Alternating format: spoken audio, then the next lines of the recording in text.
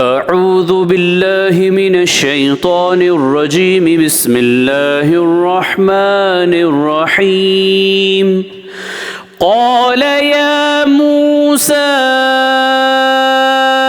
إني اصطفيتك على الناس برسالاتي وبكلامي فخذ ما آتيتك وكن من الشاكرين. सूरह आराफ आयत नंबर 144।